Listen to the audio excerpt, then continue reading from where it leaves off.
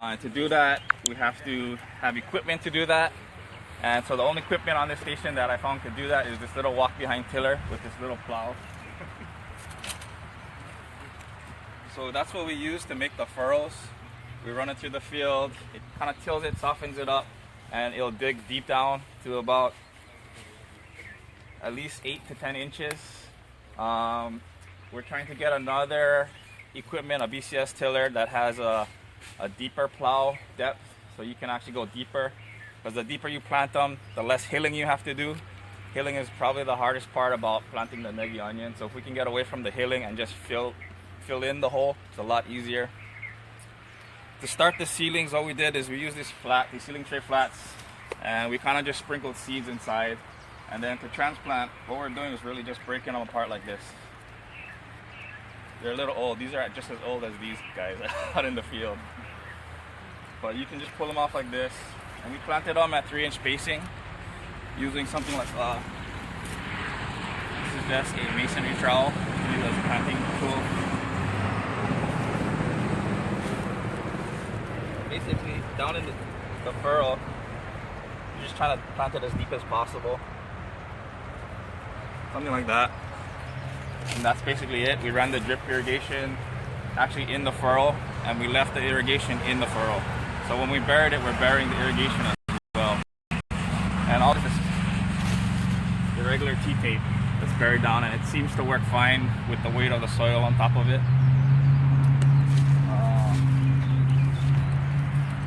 you guys want, you can come over here. I tried to take a cross section, if you look at it this way, of how deep it is.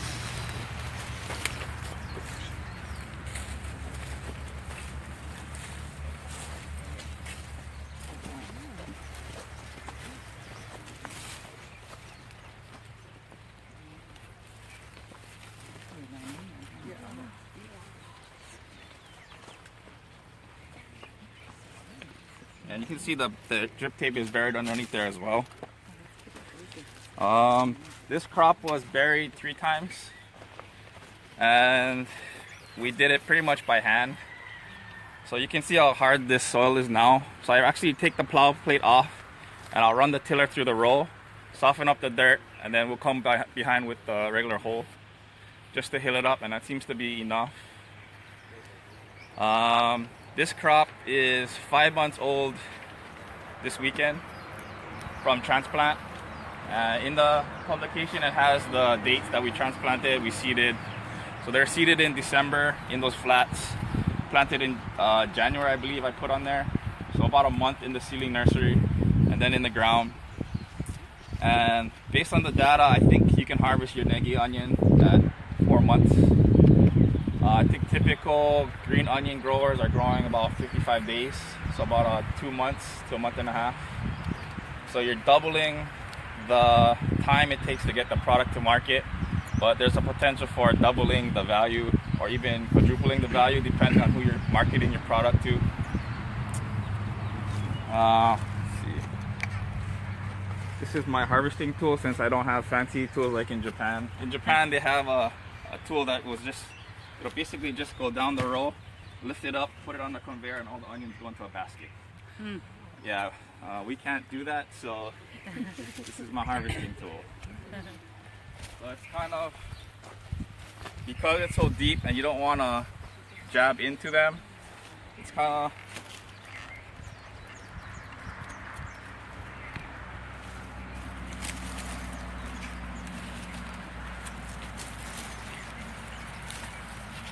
and that's kind of how the harvesting goes.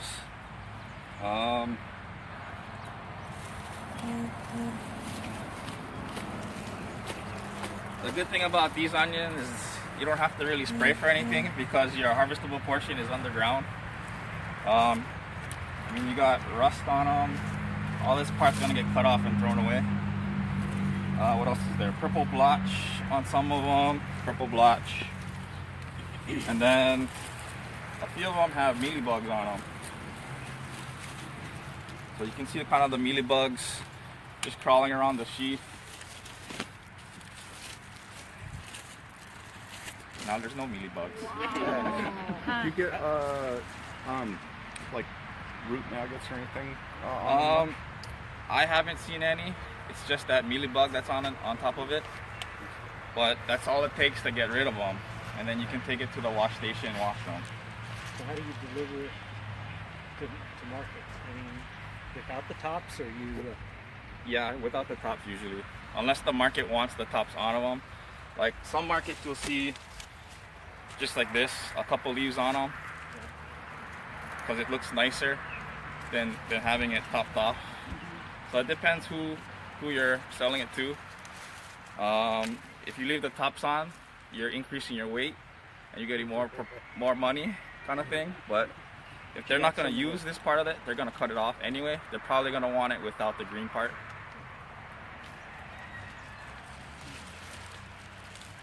Jensen, what's the storage like after you harvest them? I haven't done any storage test on any of these varieties, but that's something you can look into because we have the plant material. Yeah. I know I had some of them in my refrigerator for a week or two. Okay. So it's quite a bit. I think some green growers I work with that have refrigeration, they can leave it in the fridge for 14 days and then take it to the market and it'll still be good for a week on the shelf. So it depends, I guess, the quality of the product that you're storing too. You can go to the wash station. Alright, do you guys have any questions about the field production side? So, how do they handle the heat in summer on growing? Pretty good? Pretty good. Yeah, I haven't had any issues with the heat. I probably should talk about the injection system first. So,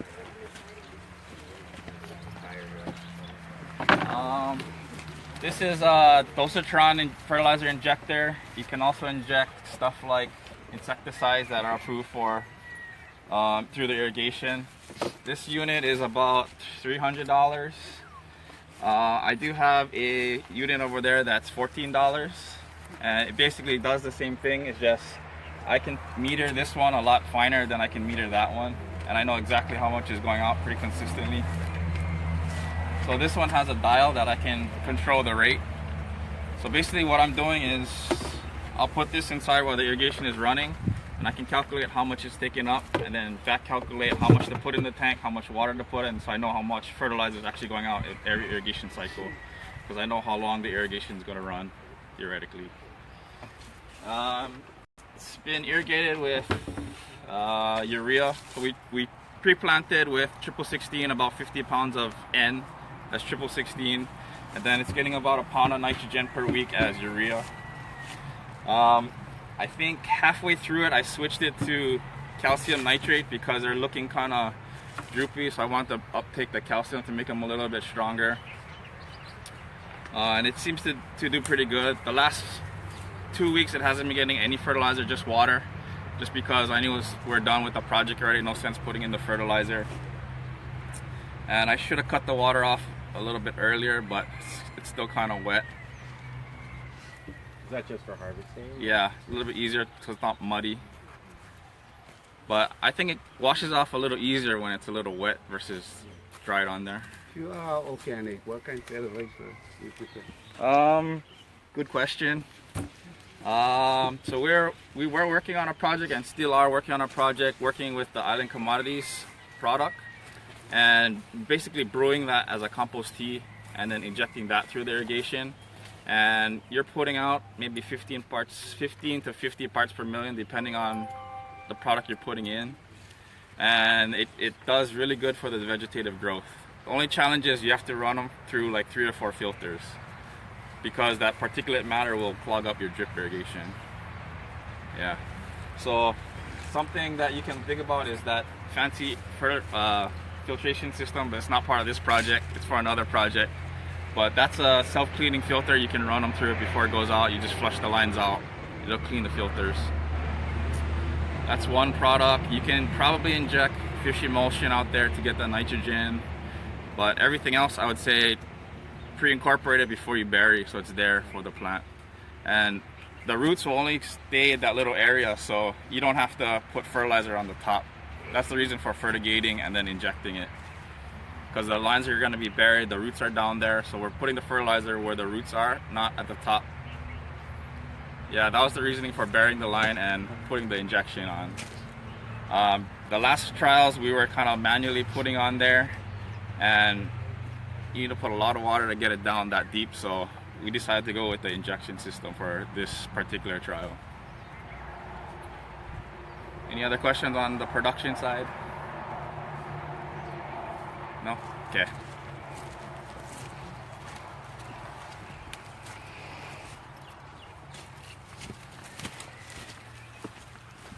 Well, this is my infield makeshift wash station.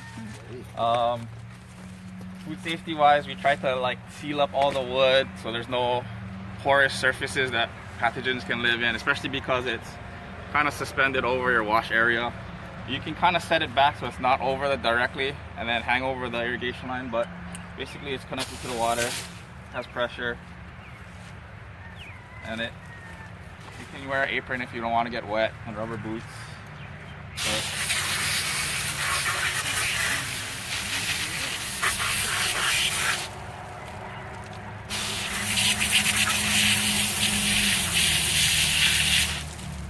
And that's ready. So usually just take off these junk leaves. They'll actually spray right off sometimes.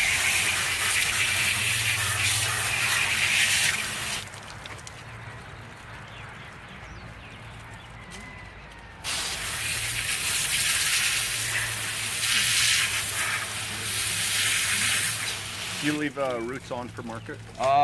It depends. Depends what you want. Yeah. You can cut them off too. I know for when we're measuring, we're cutting them off just because For measuring? Yeah. Yeah.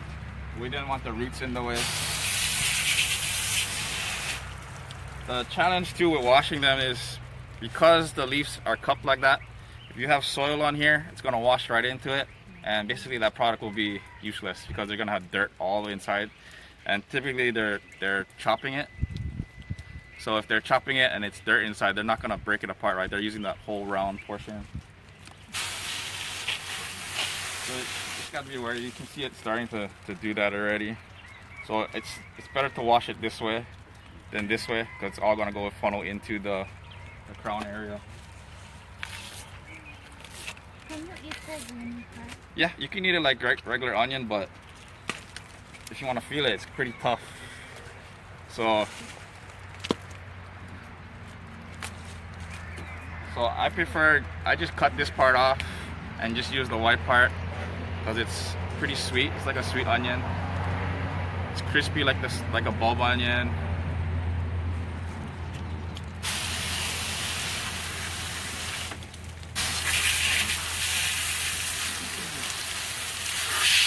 So what's the reason that they prefer this over bulb onions? It's a different kind of flavor. Yeah. So you guys can take home as much onion as you want to try it out and make some of the recipes we have out there you can make. I brought some pickled negi for you to try today, both with chili pepper and without. Ooh. But I personally like the flavor of this over the bulb onion, the sweet onion. There's a different flavor to it, and I like it better. There's a distinct flavor that I like about it versus a bulb onion. And you can stir fry with it. You can, any way you use a bulb onion, you can use this onion. And you can grow this all year long. Does all the different varieties taste the same? Pretty much the same. The textures are a little different in a couple of them. So here is pretty much a representative harvest of what's in the field right now. I pulled this out this morning. These are about the lengths that were coming out in the measurements on the average. This is actually the first variety we started with, Shimonota negi, and it was actually growing in the aquaponics, and it'll sit there for years and years and years and just look like this for years. I think there's one onion in there that's been in there for 3 years, and it's probably like this big, maybe shorter. But I personally don't like the eating quality of it. It's a little bit more fibrous than the rest of them. And the production in the field it's very slow. So the market wants greater than 12 inches, 18 inches if possible. and this one is very slow to do that. So I personally don't like this one. From the trials, this Ishikuda Long Winter seems to be the fastest growing and the longest growing one, and it's pretty consistent through all the replications. So if I was going to grow it, that's the variety I would grow. So some of the characteristic that you might see in the field is the splitting characteristic. So I'm not exactly sure what's causing it to split. Either a stress of some sort, whether it's water, nutrient, or some other stress, but they split. They'll be ovular shape versus, or half moon shape versus round. And I don't know if the market wants that. They want that nice cylindrical one. And that one seems to have the least amount of that splitting characteristic. Actually, all of them were selected because they didn't split as much in the last round. We had some that were bunching, like in the back of the field you see those are bunching types of onions, which you guys can take as well. But all of those got removed from this round because that bunching characteristic, you'll get a lot of plant material in that little area, but they'll all be pencil size. You won't get this 1 inch, 1.5 inch diameter stems, and that's kind of what the market wants. So is that like on a runner? They have like, does it have a runner and then they straw out, or they... It's not really a runner, so it's kind of just it'll split inside the sheath, and then that when you rip that, maybe I can find you one.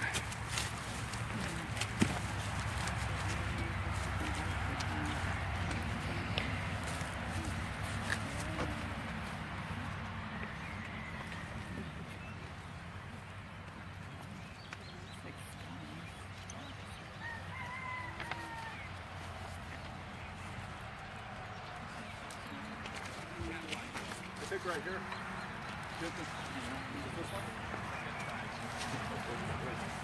Got one over here. Take it.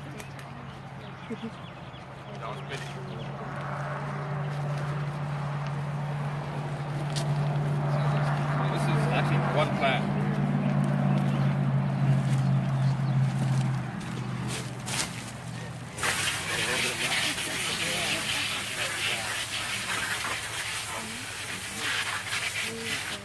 I take it back, it's 3 plants. So it'll keep splitting and splitting. So this is actually 2 plants. So it'll split within that, within the sheet, it'll split. And that's not something the market wants. Yeah. So you're trying to look for varieties that don't do this. And I think it's an age thing too. At a certain point, they just want to split. Yeah, other than that, the rest of them are pretty equivalent to each other when you run it through the statistical analysis. The weight was pretty much the same because you have some that are longer, bigger, shorter, wider. When you do the statistics, they're all basically the same. If you do have that second handout with the 3 bars on the graph, it actually, the other varieties that were, they kind of caught up in the last month. So if you're harvesting at 4 months, varieties like the Ishikuda Long Winter was at 15 inches, 12 to 15 inches at the 4-month stage already. And then the other varieties needed 1 more month to catch up. So that's 1 more month in the field that you're wasting money, wasting time, that you could have got it out earlier to the market, right? So that's another characteristic that number 4 Ishikuda Long Winter has. It's a little bit quicker to get to the market. So that's another crop you could get in the ground. Any questions on the varieties or washing? What is the Kitazawa Seed Company? So Kitazawa Seed Company is California based, I believe. Okay. And I think most of their seed production is in California. And I think it's a Japanese company that's owning it, that owns it. And that's where they say is meant for negi onion. So that's where we selected from. And they seem to be actually good for negi onion production. Yeah. Do you recommend getting pretty easy orders? Oh yeah, you can get small packets. So these are all like garden size packets for $2.50 for the packet. Yeah. Or you can order larger quantities. If not, we can go up there.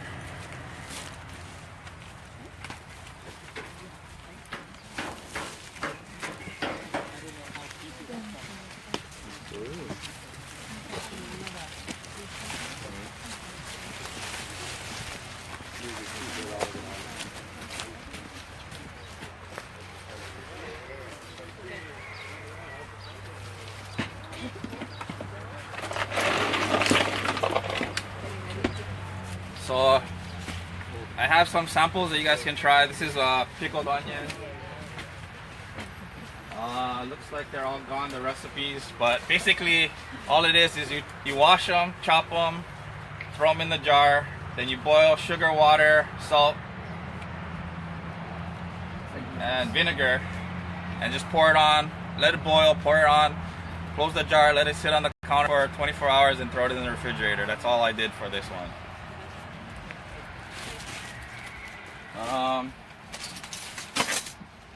The one with the chili peppers has chili pepper, and the one without doesn't. So it's a mild and a hot one. It might not be that hot because it's only a couple peppers, but. And then Julia's gonna talk about the nutrition side. Okay. All right. Thanks, Jensen. Okay. So good morning, everyone. My name is Julia Z. I'm an extension agent in Hilo, and one of the things that Nancy Oki is from Maui, and so one of the things that we're trying to do to promote within CTAR and in the community is kind of farm to table.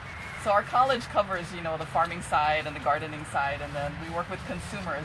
And so we've been getting involved in different field days just to promote that our egg agents are doing on the farm, as well as people, growing out in the community. So with the negi onion, I think it's a really great resource.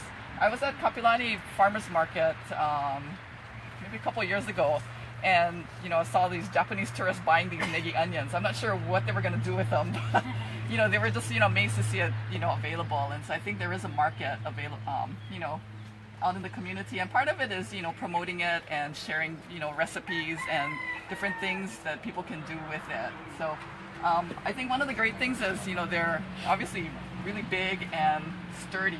So I think as far as marketing, you have a better, I think, shelf life with it. Nutrition-wise, it's like an onion. You have not a whole lot of nutrients. It's a lot of water, a lot of fiber. If you're using the green section, I know Jensen said he only uses the white section. But if you do the green section too, you got to cook it because it's pretty tough. Okay. So, we had a couple recipes here just to share. One of the things that we did also want to talk about is the food safety side of it. So Nancy and I have been dealing with a lot of rat lungworm questions on the Big Island and on Maui. And so, we're all consumers, and we want to be really aware of what we're doing with our produce, whether it's grown locally or imported from elsewhere. There are a lot of pathogens that you can find on produce, and so you want to wash things really well before you prepare them and eat them.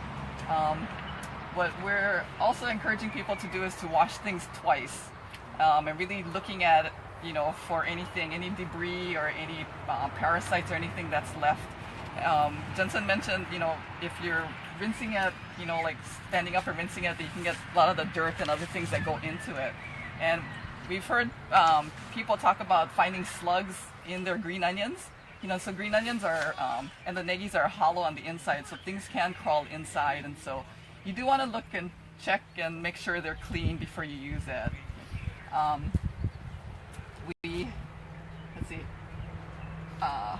We're not recommending using any kind of additive to water for cleaning. We're just recommending clean potable water, so tap water or clean catchment water, and rinsing really well. One of the things that people have talked about is using vinegar or salt, or some people say they even use some bleach in their water to try and get off any slugs or anything else. And what we think might happen is that if you do have any slugs in there, it might irritate it and they may release the parasite. And so you want to physically get them off and not irritate them and maybe cause more problems. Okay, so that's what we're recommending, just using clean water to wash your produce. Things that are really hardy, like and things that grow on the ground that might be dirtier, use a brush, rub things really well, break things up. So lettuce, things that are clumpy, break it up into smaller pieces so that you can rinse and check every piece for cleanliness. Okay. Any questions? Okay. And I think we're going to talk about more rat lungworm prevention on the farm. I think. Yes, I can do that. Okay. So good morning, everybody. Let's see, farm food safety is not anything new. We've been working on it since 1999 as a college. In 1998, the FDA came out with good agricultural practices. You guys may have underwent the good agricultural practice workshop already with Gold Farm, but what we call it is GAP. GAP was developed by the FDA, and they were recommendations for the farmers. It was a voluntary program that growers could follow to ensure that they're following good practices on their farm to minimize risks associated with food. Since then, in 2011, President Obama signed into law the Food Safety Modernization Act, which is called FSMA. We call that FSMA. That went into effect in 2016, which requires farmers to follow these food safety guidelines. It's no longer a voluntary program, it's a mandated program. There are exemptions for small farmers, but in reality, all farmers should be following these good agricultural practices, especially if they're selling their produce to consumers. So we have, many of the agents in the college have underwent the Food Safety Modernization Act training. You have to go through training. Every farmer has to undergo training. So one person from every farm has to go through that training. We are finding lead trainers here in Hawaii, so we're going to be offering more of these courses throughout the state for growers, but you do need to participate in this. Part of the food safety program is that you have to manage your biological amendments, you have to manage your water, worker health and hygiene. We're seeing a lot of hepatitis come through the news, and it's just really washing your hands before you touch the produce, making sure that there's bathrooms available, wash stations. And so all of this is part of our educational program. One part of farm food safety is managing your domestic as well as wild animals. So Jensen and I, with the increasing media coverage regarding rat lungworm, we've been doing, for the last month, we've been talking about rat lungworm to the farmers. So every event that we have, we usually talk about cooperative extension. The last month we've been talking about rat lungworm because growers have been calling and their buyers are concerned. Nobody wants to buy from farmers right now because there's a sense of panic. So we're just telling them that rat lungworm has been around for 50 years here in Hawaii. Farmers have been managing it. And if you understand the way that the parasite moves, it has to come through the rat. The rat takes it in primarily by eating infected slugs and snails. It starts in its stomach. Eventually it goes up to the brain of the rat and it ends up in the lungs. The rat will then cough, and that parasite will go into its stomach and it'll come out through the feces. That stage in which the parasite is in the rat feces is stage 1, and that stage is not infectious to humans like ourselves. It has to grow through a slug or snail. 2 more cycles in the slug or snail. That 3rd stage is when that parasite is infectious to humans. So it has to go through a rat, slug, or snail, and then a lot of times it's not looking to infect a human because it would die off in a person. It's looking for another rat to continue its life cycle. So when it ends up in our produce or in our things that we buy, it's, we have to make every effort to the consumers, the people who are buying your products, to make them aware that they need to wash their produce.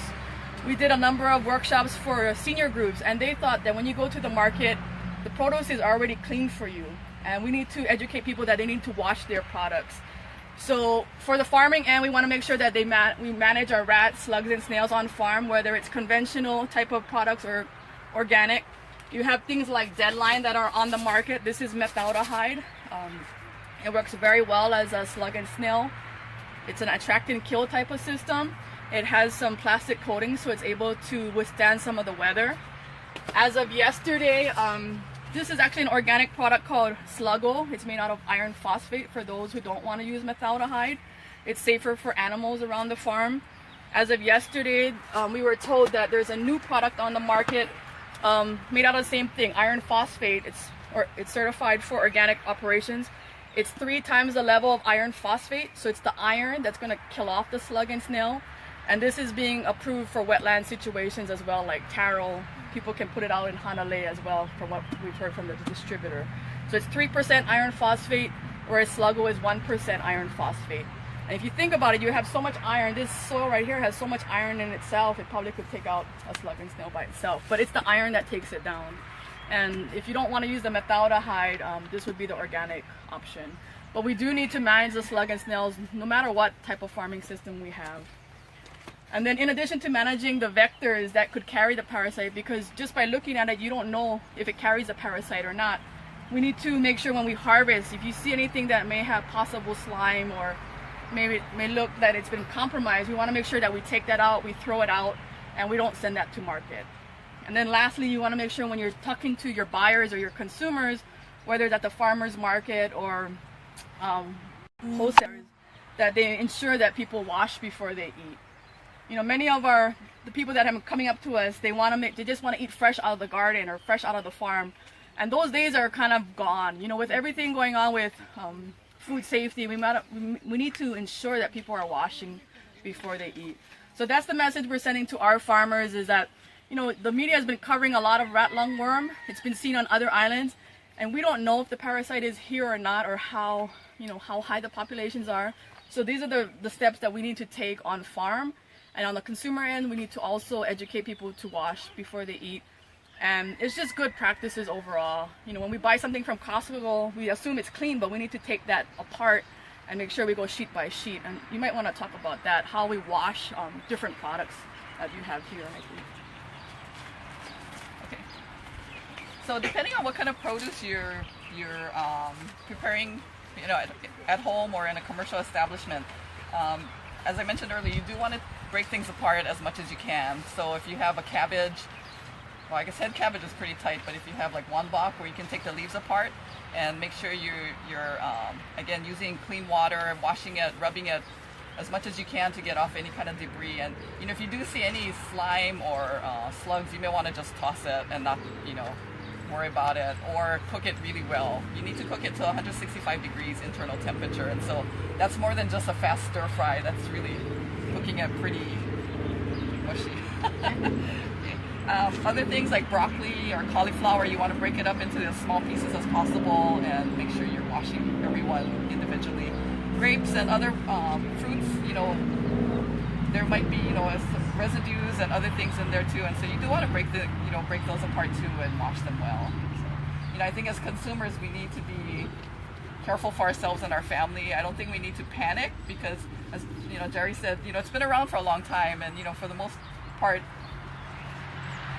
relatively very few people have gotten sick from it, but it is pretty bad and pretty devastating, you know, if you do contract it. So we, you know, want to take care of ourselves and our families. Is there a website? Oh, okay. The Farm Food Safety website? Yeah. Okay.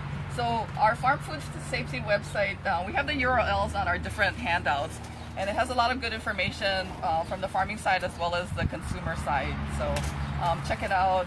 There's some gardening information also, recommendations, but also a lot of farm information. So. Is that it? Yep. Anybody have questions on anything? You guys can come in. How much negi can we eat per portion? Oh, you know, actually negi and like green onions, they're really low in calories, so low in fat, so you can actually eat a lot, depending on what you're doing with it. You know, I think if you're pickling it, then you're adding a little bit more calories, but for the most part, you know, it's a lot of fiber, not very many calories.